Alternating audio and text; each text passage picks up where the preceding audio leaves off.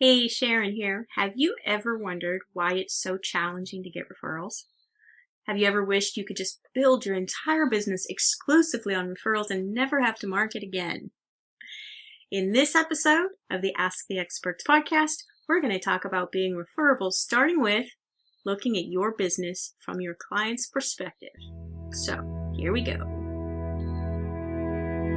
Welcome to the Ask the 401k Experts podcast, where you get strategies, resources, and best practices for growing a successful and compliant 401k practice. And now, here's your host, Sharon Pivirotto.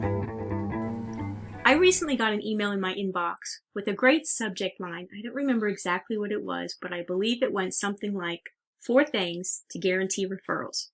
4 things that's a pretty big promise, right? So I started reading the email. The first thing said, show up on time. Really? The second thing said, do what you say you're going to do.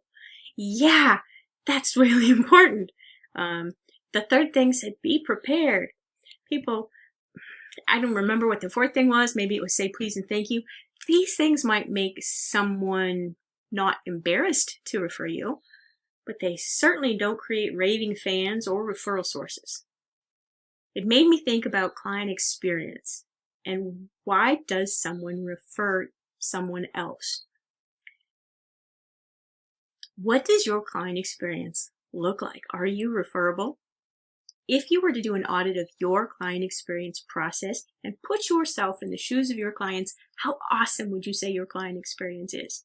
I mean, being completely objective, right? We all want to think that we've got a great client experience. But if you actually said, I'm a client, I'm going to look at every aspect of what my prospect sees before they become a client and what they see and hear and get when they become a client.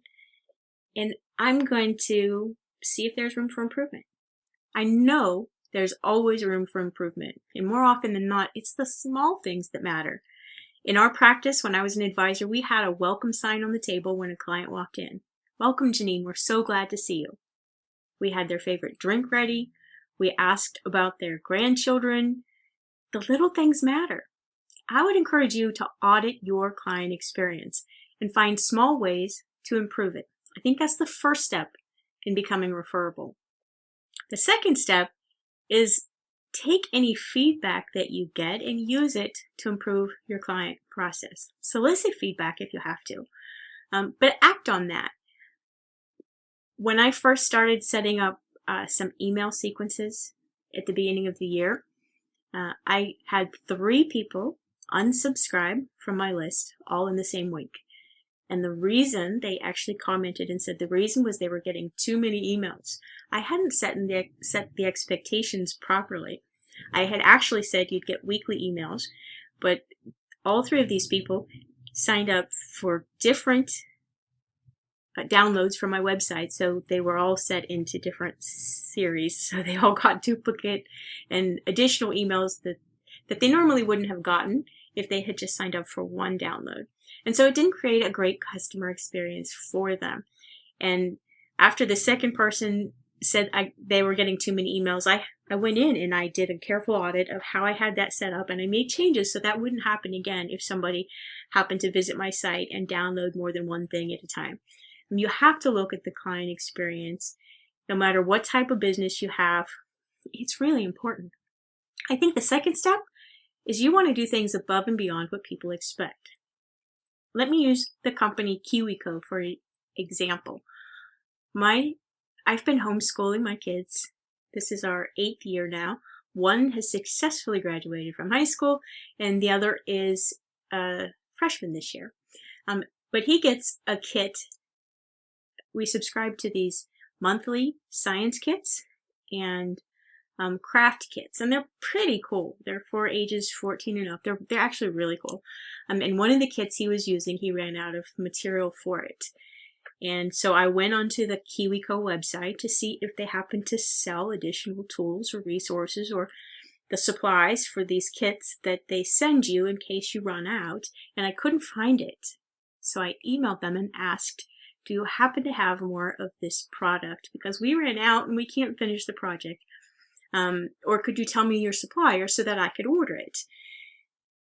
The email I got back from them, I was so pleasantly surprised. I had to tell everybody I knew. The email said, "We're so sorry that he didn't have enough material to finish his kit.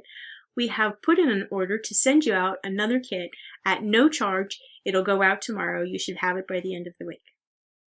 At no charge, another full set of supplies, simply because I had emailed them and asked for it. That is going above and beyond. How many people do you think I told that story to the week that happened? How many clients do you think I referred to them that week and will continue to refer to that company every time in the homeschooling circles we talk about science kits or craft kits or companies that have quality products and exceptional customer service? That company will get mentioned every time, guaranteed. So I would, again, in reviewing your client experience, I really think that's the first step. Review your client experience. Make sure you've got a solid one that makes you, people not embarrassed to refer you, but then see what you can do to create those wow kind of experiences, right? Start with what people see when they look you up online. That's typically where customers come into your funnel, per se, or your path that takes them from being a plan sponsor prospect to being a plan sponsor client. What do they see when they look you up online? Because guaranteed, before they meet with you, they're going to look you up online.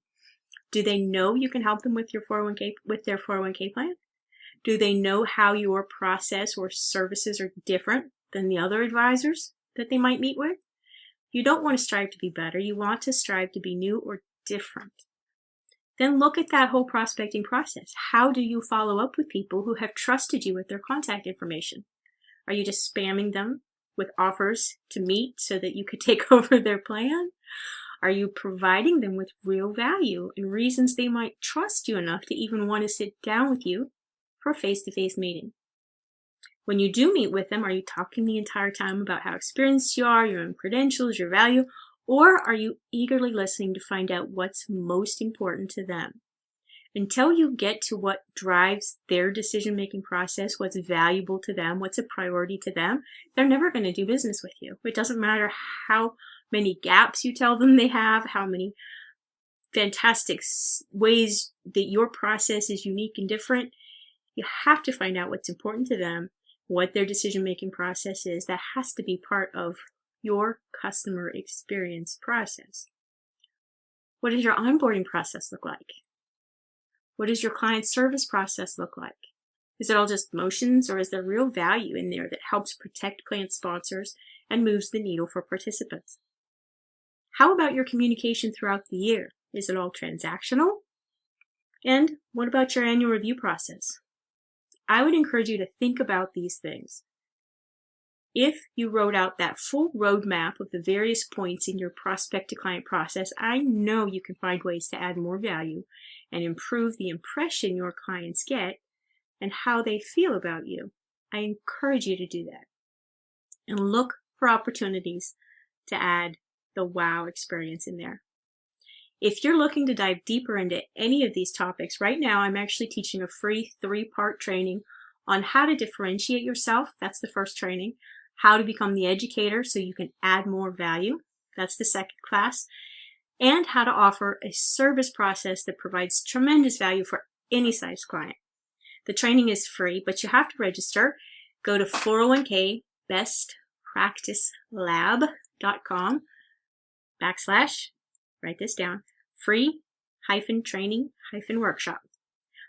I'll be sharing my best strategies and giving away some of my favorite templates. I think the templates are important because what's knowledge without the ability to apply it, right?